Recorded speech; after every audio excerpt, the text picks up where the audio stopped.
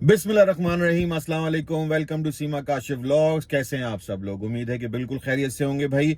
आज की वीडियो थोड़ी हटके है भाई, क्योंकि बड़े मैसेजेस आ रहे थे कि मंथली एक्सपेंस पे जरा सी कोई वीडियो बना दें। जो लोग नए आ रहे हैं या जो लोग यहाँ पे रिसेंटली मूव हुए हैं, उनको बड़ा प्रॉब्लम हो रहा है कि उनको समझ नहीं आ रही है कि वो किस तरीके से, पैसे तो बचाना मुश्किल है लेकिन कम से कम मंथली एक्सपेंस थोड़ा पता चल जाए तो बहुत आसानी हो जाएगी। तो वीडियो को स्टार्ट करते हैं, तो फिर आ जाए। पहली बात करते हैं जी रेंट की। देखिए, यहाँ पे आते के साथ ही आपने ये डिसाइड करना है कि आप यहाँ पर आकर रहेंगे कहाँ पे। सबसे पहले आपकी होगा रिहाइश का मसला। यहाँ पर आकर अगर आप रेंट लेते हैं मिसिसागा में या जीटीए के किसी भी शहर में, तो आप समझ लें कि बेसमेंट जो है अभी वो आराम से आपको मिलेगा जी 1800 से 2000 का। जी हाँ, आप रेंट पे बेसमेंट लेते हैं तो आपको ये पता होना चाहिए कि जो बेसमेंट आप लेंगे उसके अंदर ही आपकी यूटिलिटीज़ मोस्टली मतलब इंक्लूड होती है। ठीक है जी।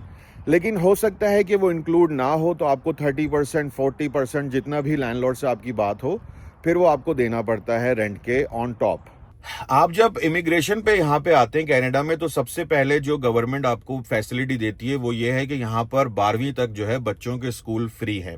यहाँ पे हेल्थ केयर कंप्लीटली फ्री है। यहाँ पे सर्जरीज वगैरह सारा कुछ सब कुछ फ्री होता है। कोई उसके एक चार्ज मतलब 1 रुपया भी चार्ज नहीं करते। 21 ईयर्स तक के जो बच्चे हैं उनकी दवाई भी फ्री मिल जाती है, अनलेस अनटिल कि आपके पास प्रिस्क्रिप्शन होनी चाहिए उस मेडिसिन की। ओवर द काउंटर जो मेडिसिन होती हैं वो फ्री नहीं है। ठीक है जी। दूसरी इंपॉर्टेंट बात यह है कि अभी गवर्नमेंट ने डेंटल भी बच्चों का जो है वो फ्री करा हुआ है।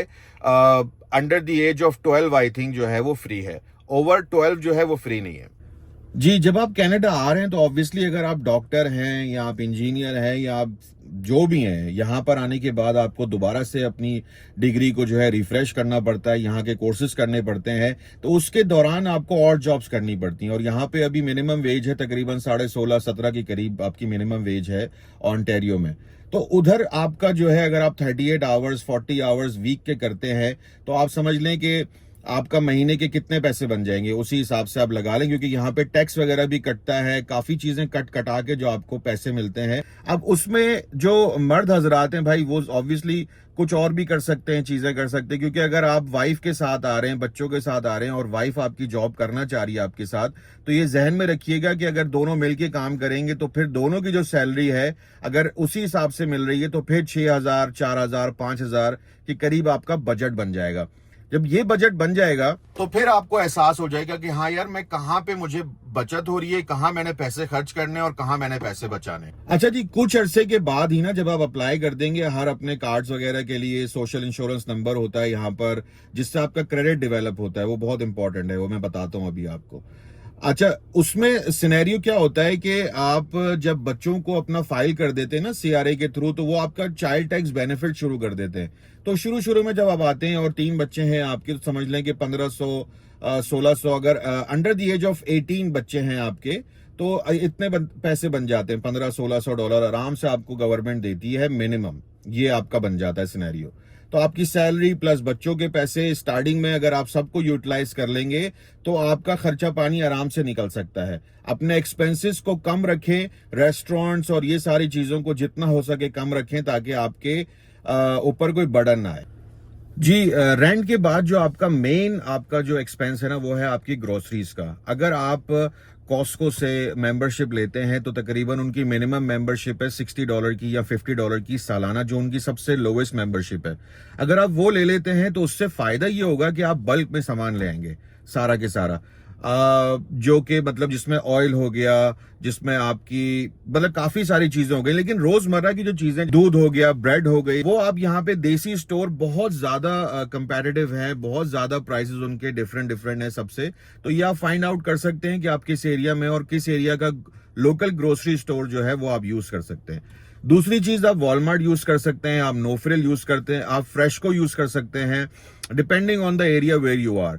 सो वहां पे जाके आप थोड़ा सा रिसर्च करेंगे कहां पे आपको ये चीज मिल सकती है कि आपको चीप थोड़ी सी ग्रोसरी मिल जाए। सेल्स का ध्यान रखें, कूपन्स का ध्यान रखें कि भाई कहां से कौन सी चीज मिल रही है, तो आपको इजी रहेगा ये फाइंड आउट करने के लिए कि कौन सी चीज कहां पे चीप है।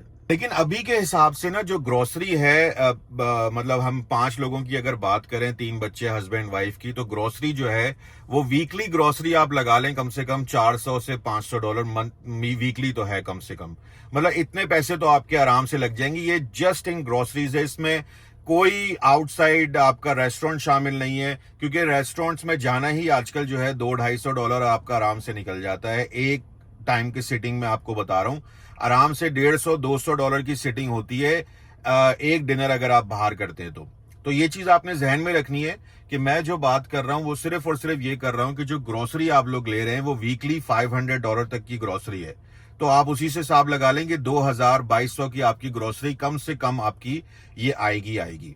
जी, अब बात करते हैं कि जब आप यहाँ पे आएंगे तो ऑब्वियसली आपको सेलफोन चाहिए। तो सेलफोन जो है ना, यहाँ पे जो 3-4 बड़ी कंपनीज हैं, आई वुड पर्सनली रिकमेंड कि आप उनको कंप्लीटली अवॉइड करें।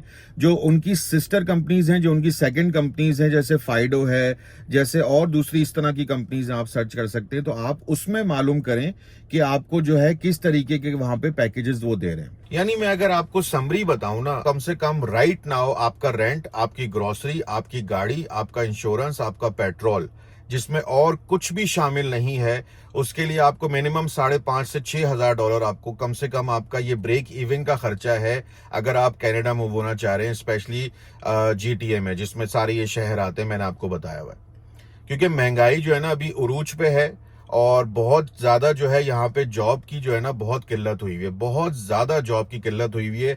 आईटी की फील्ड में जो लोगों को जॉब नहीं मिल रही है, बहुत ज्यादा जो एजुकेटेड है, मैं कुछ फेसबुक ग्रुप्स में हूँ और वो बहुत ज्यादा बेचारे हर वक्त जॉब नहीं मिल रही है, मेरे हस्बैंड को जॉब नहीं मिल रही है और बहुत सारे लोग हैं जो परेशान है इस वक्त। मेरे हिसाब से तो this is not the right time to come to Canada, क्योंकि अभी यहाँ पर इलेक्शन भी होने वाले हैं। इलेक्शन के बाद डिसाइड होगा कि कौन सी गवर्नमेंट आती है, फिर पॉलिसीज चेंज होंगी। क्योंकि इन्होंने जो पीछे अभी स्टूडेंट्स बहुत सारे बुला लिए थे इंडिया से, उसकी वजह से काफी सारा कियोस हो गया था। उन बेचारों को ही जॉब्स नहीं मिल रही हैं, फिर PR रिजेक्ट हो रहे हैं। तो ये एक अलग टॉपिक है। अगर हस्बैंड वाइफ दोनों जॉब कर रहे हैं, 3-3 हजार दोनों कमा रहे हैं, $1,500 बच्चों के आ रहे हैं, तो आप जाके ब्रेक इवन होंगे। उसमें आप ना रेस्टोरेंट्स जा सकते हैं, ना और कोई एक्टिविटीज है, उसमें भी नहीं हो सकता। बट गुड लक सिर्फ और सिर्फ ये है कि भाई यहाँ पे स्कूल्स फ्री हैं, यहाँ पे मेडिकल फ्री है, तो आपको काफी ज्यादा बेनिफिट हो जाता है। जहां तक सवाल है कि अगर आपको बस के पास ले लें, अगर आपकी जॉब जो है थोड़ी दूर लग गई है, तो बस के पास मिल जाते हैं यहाँ पे, जो मंथली पासेस होते हैं, डिफरेंट रेट्स हैं उसके, बेसिकली पासेस के। उम्मीद है कि वीडियो आपको अच्छी लगी होगी, अच्छी इंफॉर्मेटिव वीडियो लगी होगी। लगी है तो लाइक शेयर सब्सक्राइब जरूर कीजिएगा सीमा काशिफ व्लॉग्स को। हमें सपोर्ट करते रहें। हम कोशिश करेंगे कि आपको घरेलू व्लॉग्स के साथ साथ, जो व्लॉग्स हम बनाते हैं उसके साथ साथ, जो भी इंफॉर्मेटिव वीडियोस हो सकती हैं, मैं उस पर जरूर वीडियो बनाऊं, मैं सीमा उस पर वीडियो बनाए। अपना बहुत सारा ख्याल रखिएगा, दुआ में याद रखिएगा। टेक केयर, अल्लाह हाफिज।